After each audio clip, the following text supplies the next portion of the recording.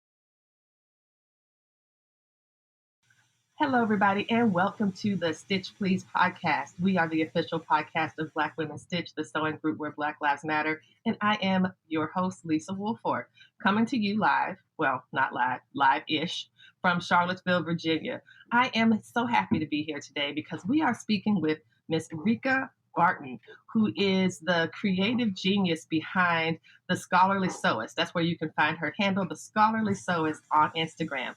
And for those of you who might be familiar with the program, you know that I started sewing in graduate school. It was my stress release. It was something that could help me finish when my dissertation felt interminable. When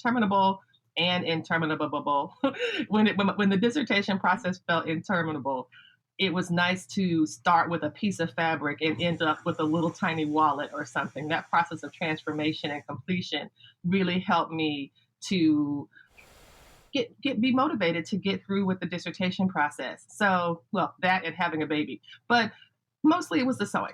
And it's been such a great stress release for me. And so one of the things I was interested in talking about today with my wonderful guest, it really feels like having the guest that we have today, Miss Reka Barton, is going to tell us so many great things about what she is doing, how she did what I did, sewing in graduate school, but elevating it into an entire lifestyle brand project. So welcome, Reka. Thank you so much for being here. Thank you so much for having me. This is such a pleasure. I've been watching you, listening to the podcast, and it's amazing. Thank you so much for sharing your story with us. So before we began, y'all, we were just catching up a little bit, and I was like, oh, you say you're at San Diego State, but you're on the East Coast. How'd that happen? And then what did you say, Reka? So I was born and raised in Virginia, Alexandria, Virginia, to be specific, but I went to the University of Virginia. Which is where I am a professor. And y'all, Reka was there the same time I was there. We just never intersected. How did that happen? So so tell me, what are you studying currently at San Diego State? Yes. So currently I'm in my third year of my doctoral program in education. And so my focus is brown and black girls and their educational experiences, more specifically looking at dual language education for black students. I worked at a dual language school for 6 years, and just to see how the lack of black enrollment was in those programs, and to think I am a Spanish speaker, not quite fluent, but I am proficient. I held my own parent teacher conferences. I travel and can get around.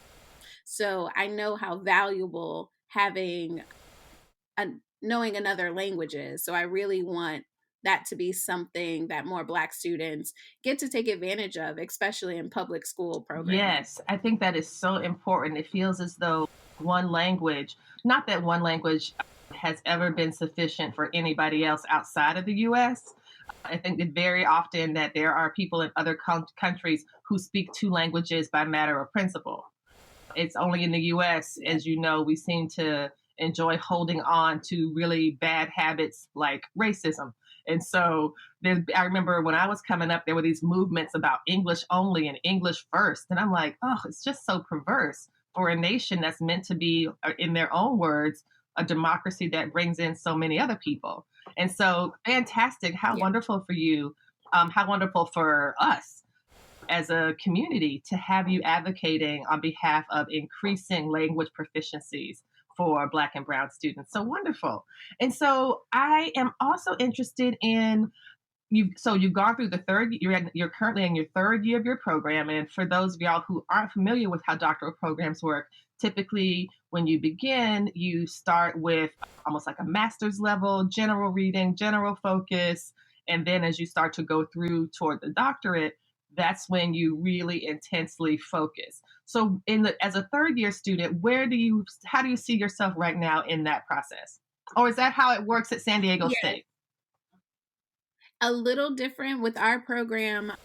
You had to come in with your master's. So I actually did my undergrad and master's at the University of Virginia, and I did my master's in elementary education in the Curry School. So I then went to teach for 10 years as a classroom teacher and then came back for my PhD. And my program has a social justice and equity and education focus. So at this point in my third year, I'm actually finishing up coursework this semester, hoping to defend my proposal at least by this summer, and then giving myself a year for data collection and writing.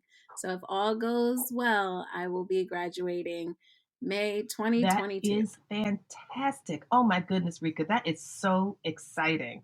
And I just love the way that you have mapped out this journey for yourself so well. And I wish you such amazing success with it. Tell me, how do you bridge the gap between your sewing and your graduate school life? How has that been for you? Does it work as a stress reliever or is it something else? That's a great question. I think anyone who has gone through this doctoral program, it has the tendency to take over your life. And so I think just being very strategic about mapping out time for myself. And so when I came in, I believe for anyone who is entering a program, find people who are further in the program than you. They're going to give you the real, the lowdown, the good, the bad, and the ugly. And just from being able to witness some amazing women of color do this before me, I saw some of them who were all into the books, did nothing else. And then I saw some of them who were like, yes, on Thursday nights, I go to my dance practice, and I always do this on Sunday. So I just made sure to map out time for myself. And sewing, you don't have to do it at the same time every week. You don't have to have a crew that you have to be accountable to. So sewing has definitely been a stress release reliever during this time. I definitely still don't do it as much as I feel like I want to, but it's always there. I pull out my fabric, think about my project, or I try to do something weekly that's sewing related. So even if I don't pull out the machine, I'm going to pick up a new pattern. I'm going to cut out a pattern. I'm going to pick the fabric, making sure deciding what you're going to use that pretty piece of fabric for sometimes takes the Yes. longest. So I just make sure I'm engaging in some sewing practice for self release and for stress release and self care. That is absolutely wonderful. What you've described to us is a type of sewing practice that you are engaged in right along with your academic practice and research and data collection and writing and assessment. And that's really wonderful. What I appreciate about your story is it sounds like you have this really beautifully braided project. And by braided, it seems like you're taking like a variety of strands and pulling them all together, like promoting language learning for kids of color, for Black and Brown kids, for your own process and your own journey throughout higher education. And then thinking about carving out time for yourself and understanding how important that is. Can you talk a bit about why it's important, in your opinion, to maintain a creative or arts practice while you are pursuing a higher education degree? Yes, I think it comes so it comes off so interwoven and braided because it really is me. And I think it's so important to keep yourself during this journey. And so I do truly believe that if you do a doc program, you will change, you will grow, you will be tested, you will learn so much more than content and theory, but you have to keep yourself. And so I think in thinking of who am I at my core? What are my essential guidelines for life? What truly makes me happy and makes me feel that I'm living out my purpose? And I came to the realization that for me, that's teaching, traveling, and sewing. And that came when I made the move from Virginia to California. Everyone calls me brave. I think I'm a little crazy. I had nothing. I didn't have a plan or an apartment or a job, but I had a best friend in San Diego. And I said, "How many weeks do I get on the couch?" She said, "3 months." I said, "Let's go." And it was in that time of not having my own and the time of not having a job, not knowing my next step, that I went to the beach. I prayed. I went to every fabric store in town and really came up with who I am at my core is teaching, traveling, and sewing. And so, whatever I do, those three things have to be a part of it. That is so wonderful. I really love that you have figured out at such early stage of your career and development and growth what you need to set yourself up for success. What you need, and also success seems like a weird phrase because I think we tend to think about success, at least I sometimes do, in the sense of triumph or extraction or look, I succeeded by doing blah, blah, blah, or Mm, achieving this goal. But it's also about what it means to live in your whole self mhm. and create ideal conditions for you to thrive. And Yes. so the teaching and sewing and travel, these three things going together, they actually work really well because it's so funny. I just feel like we have so much in common, which is hilarious because we've actually been to the same university and never ever set eyes on each other. So I felt a lot better when you said you were in Curry. I was like, okay, she wasn't deliberately avoiding me. But I'm the same. Like if I go for a conference or travel or whatever, I always look for what I call them the two F's: fabric and food. That is me. Like wherever I go, I have got to get something good to eat that might be local to the place, and I have got to get some fabric. That's just how I made. That's the best souvenir. It's a really great memory. So if I buy a piece of fabric from someplace and then I make something, I'm like, oh yeah, I got this fabric in this place, and so it Mhm. is like a nice, fun little. It's like souvenirs you can make yourself when you buy fabric at a place. Do you have a more surprise a favorite or most surprising discovery that you have made on your travels? Hmm. I think the most surprising thing from traveling, and it brings back into the language piece. because of my proficiency in Spanish, I'm able to go many places and just live. And I love the idea that I do surprise people with my proficiency. And so there's been so many times where someone local to the place will switch to English. And I'm like, no, it's okay. Like, we can continue in Spanish. And it just makes the experience that more authentic. Like, this idea, Yes. you don't have to switch for me. I want you to do you the way you would have done if it wasn't me, and really been able to have that space. My best friends are from El Salvador. They're native Spanish speakers, so I travel a lot with them. My other friend and travel group, they're all Black women, but we know in the group of four of us, we know enough to get by. So there's someone who can at least order, someone who can translate. I can get us through the majority of it. So I'm able to be around women of color in these spaces and really be authentic to the Spanish speaking country, to the place we are. And that, the surprise that comes, but the way that I'm able to appear and live as my full bilingual self in these spaces has been the most surprising, but the most rewarding. That sounds so exciting. Like you are like a built-in translator for your friend group. And I really love how when you are speaking with folks who are native speakers, you are meeting them where they are because it's their country, it's their native language, and you aren't like expecting that everywhere you go. And this is one of the I think a problem with Americans is expecting everybody everywhere we go to speak American because that's just what we expect. And I think that is so short-sighted and, just really problematic. Yes. And so it's really great to hear that in your work of paying attention to and respecting the places where you go, and that that's such an important part of it.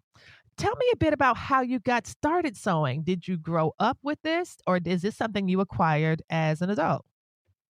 So my mother is the best sewist. She actually has a bachelor's in fashion merchandising from Norfolk State. Oh And my she would tell word. me, yeah, Wow. she would tell me she had all these stories of all her being able to on Monday. Her friends said they were going out that weekend. She buys the fabric on Monday, cuts the pattern on Tuesday, Wednesday, Thursday, sews it. She's wearing it Friday night. And Whoa, that is a woman after my own heart. so she has these amazing stories. And even in my life, seeing her have a creative idea and just going and execute it. So I think one of the coolest things was she made a photo quilt for both of my grandparents. So for my dad's parents, his picture was in the center and then it spiraled out for his life through pictures and quilts. And she did the same for her mother. And so to see this growing up, I did learn how to sew very early, but I was not patient. So I would say I probably learned around 7 or 8, but I did not want to use a pattern. I did not know how to cut straight. I just wanted to get done. But my mom would still at least keep me in the process. So she and I had matching outfits for Easter, Christmas, and Thanksgiving. Oh And so my I, goodness. Oh my goodness. Keep go I'm so well, if you follow Black Women Stitch on Instagram, you know that I am about that life. yes, So, you are. And so that was my growing up. I would say I got back into it actually after college. During undergrad, I didn't even take my machine. I didn't have mhm. time. I was partying, going to class, having fun, being that 18 through 21 year That's old. that's right. Totally avoiding meeting me. Continue. We're gonna have to meet in real life, to probably on grounds too, That's to make. right. So it was actually after college, and I attribute it to just having more downtime. I would come to my mom's house. I used to call her my apprentice and ask her the questions that I needed to make something. We would watch Project Runway, but I had a really hard year as an elementary school teacher. I was a great teacher, and great teachers usually get the students who have been labeled behavior concerns or behavior Yes. issues. Yes. And I'm usually great with these students. However, this year it was when I received all of the students labeled behavior concerns without the support that some of those students needed in addition to me. And it really tore me down that year. And so I would go home and I always thought it was so ironic that sewing is so relaxing because sewing is hard. There's numbers, Yes. there's measurements, there's time and patience, and you have to like critically think about things when they're going to flip around and turn. But when you're doing all this, you can't think of anything else. I'm no longer worried about the stress of school because I'm at my sewing machine. So it became my stress reliever then, and it got to a point where school was so hard, I wasn't sure if this is where I was supposed to be. But I loved my school. It was a dual language program. I'm in my hometown of Alexandria. I loved the admin. I loved my students and my coworkers. So I started an after school sewing club. And that changed that year for me. So even if I had the worst day, 8 8 a.m. to 3 p.m., at 3:10 my students were coming in for sewing club. And in 1 year, my club grew from 4 students to 24 students. And it was amazing. It really changed what I thought about sewing. We're no longer just making a garment. We're problem solving. We're building independence and confidence. And again, it was a dual language school. So some of my native Spanish speakers who may have been shy to raise their hand in class are the ones on the machine, leave them alone, have the straightest hem, and are ready to go on to the next project. And some of my students who were monolingual English, white girls who usually get everything right are now faced with the challenge for the first time. And it was great to walk them through that. It's not that you can just do things that are easy. You can do hard things too. It just takes patience. And so the learning that I was able to give, but the reward was so much bigger. So that was probably my greatest sewing experience. That sounds so fantastic. And what I really love to hear about it, Reka, is how you yourself use sewing as a problem solver. So, for example, you were saying that, when you were, even if you had a terrible day at school because things were so difficult and you were working with students who had the admins may have had high expectations for you to deliver results, but was not able to provide the support each student needed to get to that point. And that Yeah. is absolutely frustrating. I firmly believe that teachers are too often under resourced. Yeah. And rather than, an admin or a school division saying, "Hey, let's throw some money toward these students. Let's make sure that these students have support that they need. Let's make sure that the teachers have supports that they need to do their jobs well." Instead, we'll just label people bad kids or label people bad teachers. Right. And that I think is very, very frustrating. And you were able to mitigate that type of harm by finding ways to support yourself, like you said, "Oh, if I'm having a rough day, I can just come home and get on this machine and I know I'll feel better." But then you took that and you transformed it for students as well. And I love to hear the description of students who might have struggled in one area of school thrive in sewing club. What do you attribute the big growth of that, of going from 4 students to 24?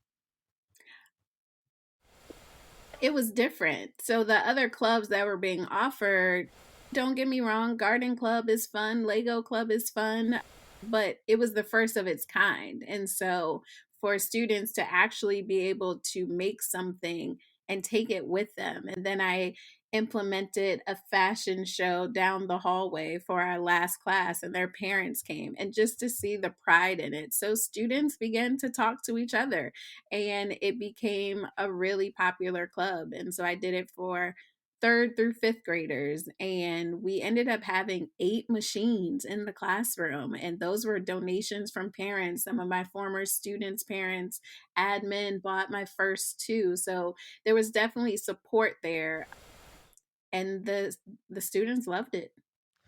Shoot, I'm loving it too. I'm wishing I could go. It sounds really exciting. Oh, let me ask this. Since you said you were in a language immersion school or a dual language school, did you do the sewing instruction in English and Spanish, or was it an English only part? It was actually became bilingual. So if a student came up to me and asked me a question in Spanish, I answered their question in Spanish. And I also had a wonderful one of my students took my club, and her mom was so interested, and she volunteered to help me with the club. So in turn, I taught her how to sew. And so she was native Spanish speaker. So between the two of us, there wasn't anything we couldn't cover in either language. And I had to learn from her the actual terms in Spanish. So prior to Spanish Club, I didn't need to know how to say fabric or needle in Spanish, but those were some of the things that came about in my own learning throughout having the club. That is so funny because something I really am interested in is that I grew up speaking Spanish, and don't test me now, it's not that great anymore. But I had a lot of fluency in my younger years, teenage years, undergraduate years. And then I went to graduate school, and it was a PhD program in English. And I feel like all my Spanish knowledge just dried up because of lack of practice. But something I have tried to keep up with is Spanish sewing terms. And there's a woman that I'm connected with on Instagram named Machina37. And she is a bilingual artist, and she has an illustrated children's book of sewing terms, and Wow. it's so cute. And the tela y cosando, like all these different things. It's really wonderful. So I'm just so excited to hear how you were able to bring Spanish language alive for your students, as well as for your students who are native Spanish speakers, to acknowledge and honor their own traditions while also allowing them to experiment with new vocabularies themselves, for needle and thread and these kinds of things. That's really wonderful. I want to take a short break. And when we come back, I want to hear all about PH.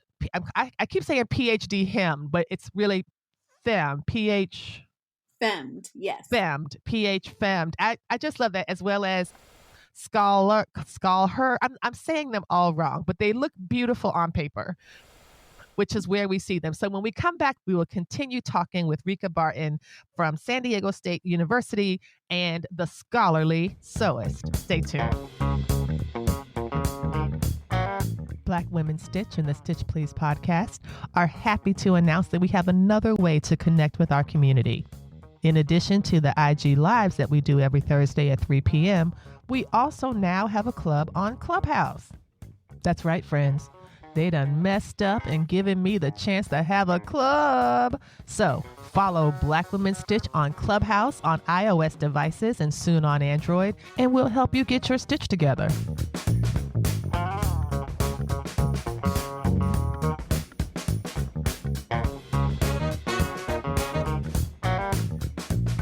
We are back with Reka Barton, the scholarly sewist, on Instagram. And we're going to spend the last part of our conversation talking about this wonderful brand project that you have created. She's got not just amazing t-shirts, I've seen at least 2.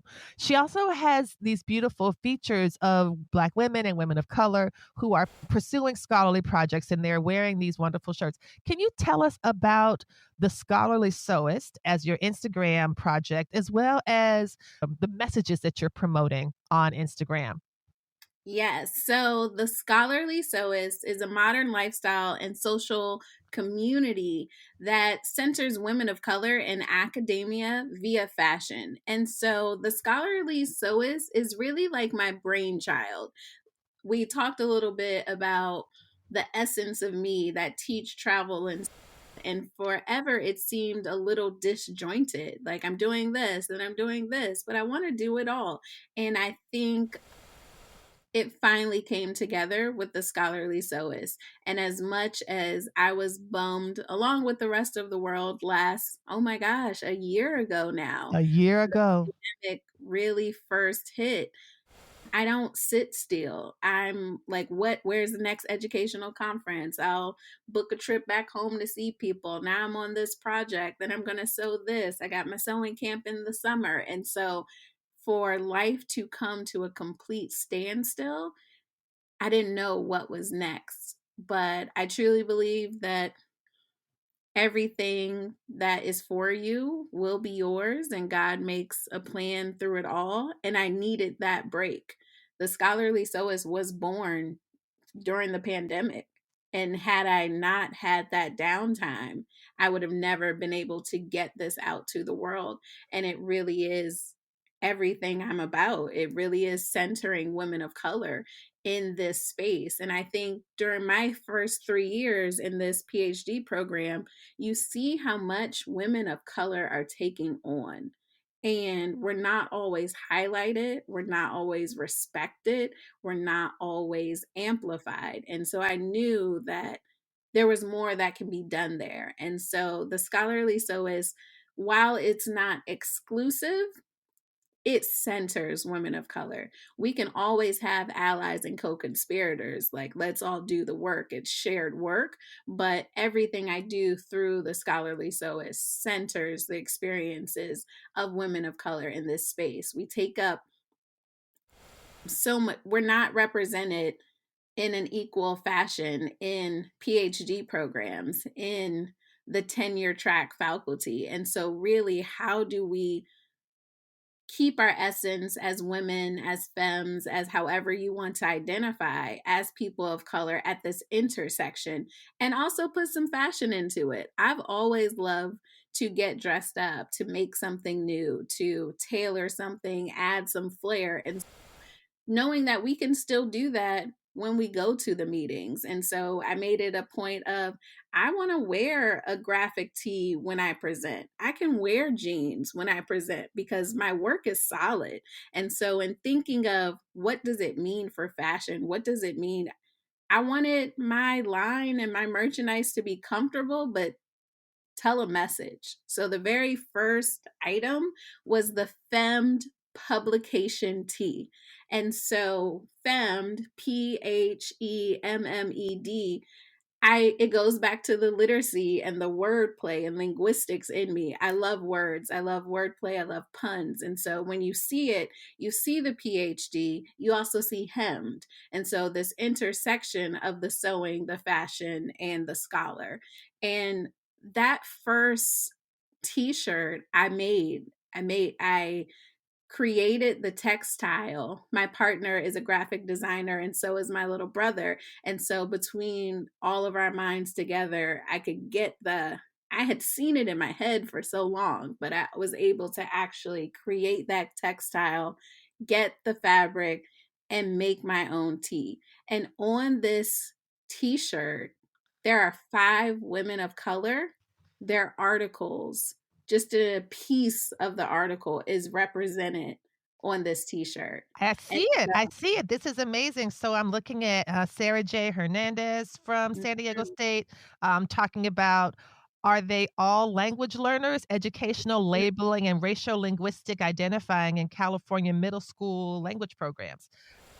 Or there's another one here about from Melissa Young about examining predictions, faculty student engagement inside and outside the classroom for Southeast Asian American men in community colleges. So it's really right there. You are clearly saying, you know, I don't know, is there something quite powerful about this type of, we understand, graphic tees, but also graphic tees with the words of women of color yeah. academics. That is quite cool. How did you decide on the 5 publications that you would include on the print? Actually, those 5 women who are represented are all some of my favorite colleagues, mentors, friends from San Diego State. So 2 of the women, Dr. Felicia Black and Dr. Sera Hernandez, are both faculty at San Diego State. The other 3 women, Dr. Darielle Blevins and Dr. Melissa Vang, they were both students in the program with me, and they have since finished and become doctors. And Miss Vanessa Falcón is still a student with me. And so it meant the world to me to have people I really knew. I could have made a template, but I needed it to be real. I needed this message to really resonate that real women are doing really amazing things in academia, and we should pay attention and we should read about it. And that's something I really appreciated about the series you did a few months ago, where you were highlighting different women of color in academia. I'm not sure if it was Black women or women of color, but I do remember seeing Patrice Grimes. And I was like, wait a minute, I know her. And that's when I figured out that we had that connection. So tell me, what do you think you want folks to learn about women of color's position in the academy? I think that you've done a beautiful job elevating and amplifying the work of women of color in the academy, which can sometimes be such a brutal and toxic environment. What do you think the scholarly sewist wants to let women of color know? What do you want them to know? What do you want us to know about our position in the academy through your lifestyle brand? Yes, I think really that there's room for us all. And so when we listen to some of the propaganda or what's going on and ideas of the ivory tower and the boys club, it seems like we can't all make it. But I have had a wonderful doctoral experience thus far. I know I'm not dissertating yet. You know, in a year, my answer may change, but the reason that I've enjoyed my program is I've centered myself and kept myself, but also because of the wonderful community of women of color that I've been able to meet and really get to know. And so I want people to know that it really is community, and we really should be out here amplifying each other. I had no idea when I created that first tee that anyone outside of my squad would really get it. And now we're not even at a year, and I go on to the explore page and I can see someone with my researcher sweatshirt. And so I don't think there's enough words to describe what it means to see someone else wear your creation, something that's so important and valuable to you.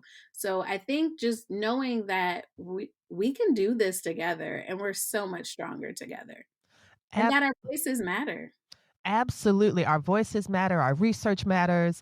And I really am so moved by what you've said, because the journey of your project, the Scholarly Sewist, really parallels. And you mentioned earlier that you also listen to the podcast. Thank you so much for being a listener. I appreciate that.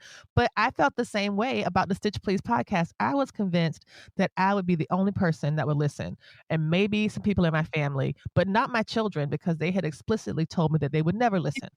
They were, and I was like, I'm trying to get this download number. Will you download it to your phone? No, mom, I will not download it. Why do you want cheat downloads, mom? Don't you want accurate reflection? So I'm like, no, actually, I just want a number.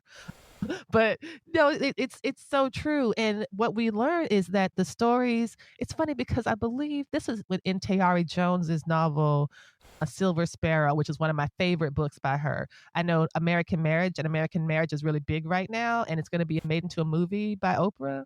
But Silver Sparrow, I love that book. And she in it says, I think that the epigraph says something like, the things that happen to you don't belong to you, or they don't belong only to you.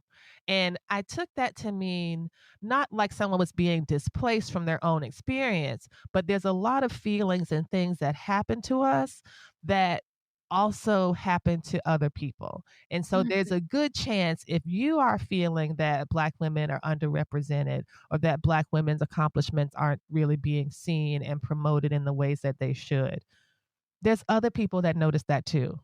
And that's probably one of the many reasons that your brand is so attractive, that your project speaks to so many people, because of that feeling of being overshadowed overshadowed, overworked, and underappreciated. That's something I think that Black women across the United States and perhaps other places with majority white populations, or maybe even majority Black populations, might feel. And that's something that makes me smile, when I see your work. So tell me about Fem. Like I said, I love the Fem. And how about Research Her? That was, I don't know, that one just really gets me. I'm not sure if it's because of the color, the bold color contrast that you use, the different fonts, like having a sans serif font for the research part and then HER kind of being in cursive. I'm not sure, but there's something about that one that's really great. Can you talk about what led you to that particular design? Yes. So I knew early on that everything is women of color, focused on women. And I was actually at home in Virginia playing in my mom's sewing studio and trying to teach myself the embroidery machine. And so I just kept writing researcher on a black shirt and I kept writing it. I kept writing it. And then it was like that light bulb moment when I saw the her. And you sit and think about how many times you've seen this word in the work that we do. The word is everywhere. And it was the first time that the her really stood out to me. And it was like, let's go. This is it. And so, really redefining the researcher. Like, you can't research without her. And to be able to have that messaging so strong and the color choices needed to really amplify the strength of the her in researcher. And it was funny just showing, I have a few people I send like the sneak peeks. What do you think? And they're like, whoa, I've never even noticed the her. And so really, I think it's just it's it's ironic, it's beautiful, but it's telling of how women are hidden in this work. And so researcher has been probably the most popular item since the inception of the scholarly sewist. And I think a lot of people feel seen when they wear their sweatshirt. And her, we know it says researcher, but that her, you're going to see it and you're going to see me. I love that demand for visibility. And also from one of the things that's so wonderful about the shirt is that when you in future, when someone sees that phrase again, when someone sees the word researcher, after they've seen your shirt, they will never see that word in the same way again. The Yeah. her, I believe, the her will continue to stand out whenever someone's talking about a research paper or a research project or a research grant. All of these things that women are typically underrepresented in, we get to see that that is not an accident. And it's a nice way to point to some of the structural inequities that have to do with the structure Yeah. and not with the ability Yeah. of women of color, for sure. It has nothing to do with the ability. So tell me a bit about what's next for you. What is around the corner for the scholarly sewist? I definitely need to get this proposal written.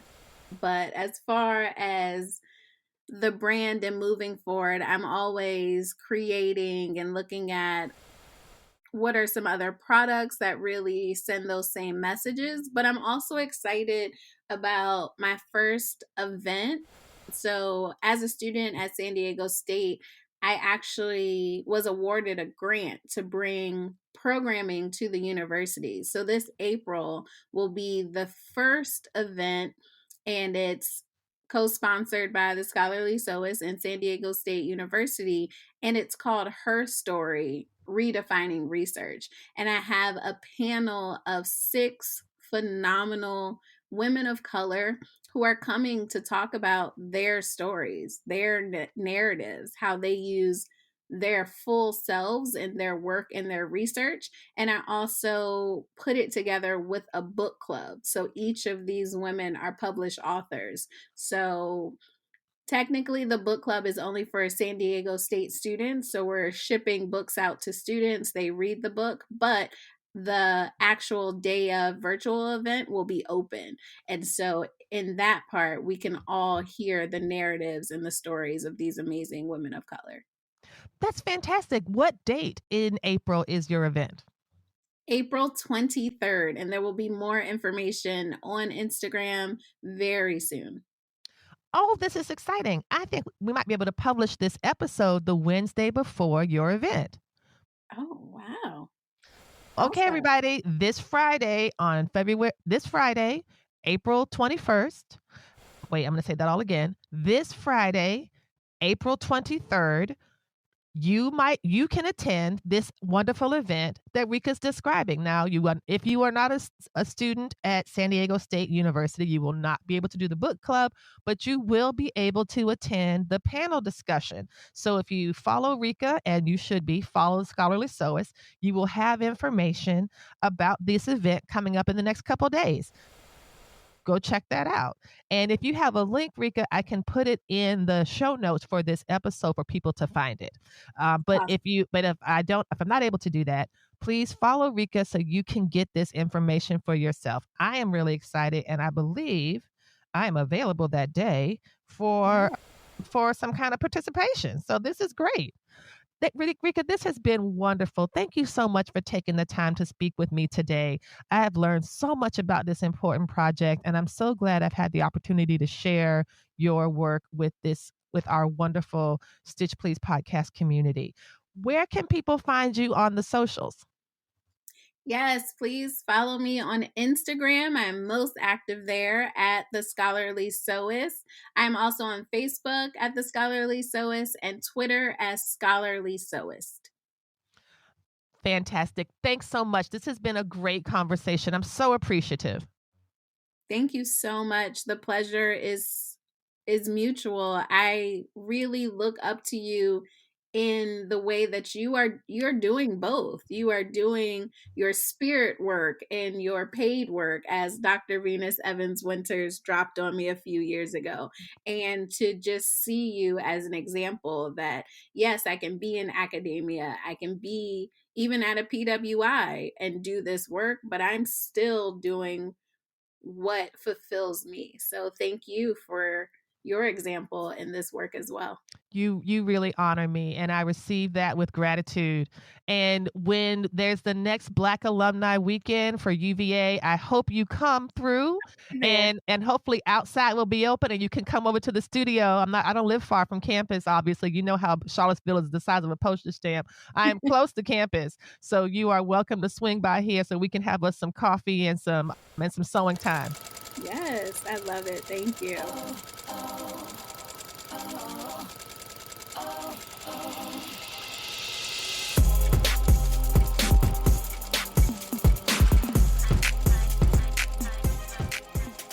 You've been listening to the Stitch Please podcast, the official podcast of Black Women Stitch, the sewing group where Black Lives Matter. We appreciate you supporting us by listening to the podcast. If you'd like to reach out to us with questions, you can contact us at blackwomenstitch@gmail.com.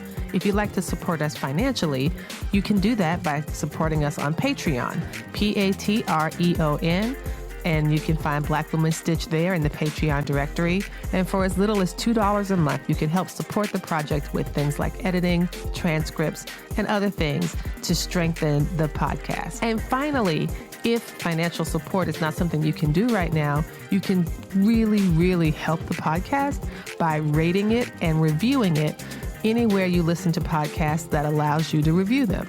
So I know that not all podcast directories or services allow for reviews, but for those who do, for those that have a star rating or just ask for a few comments, if you could share those comments and say nice things about us at the Stitch Please podcast, that is incredibly helpful. Thank you so much.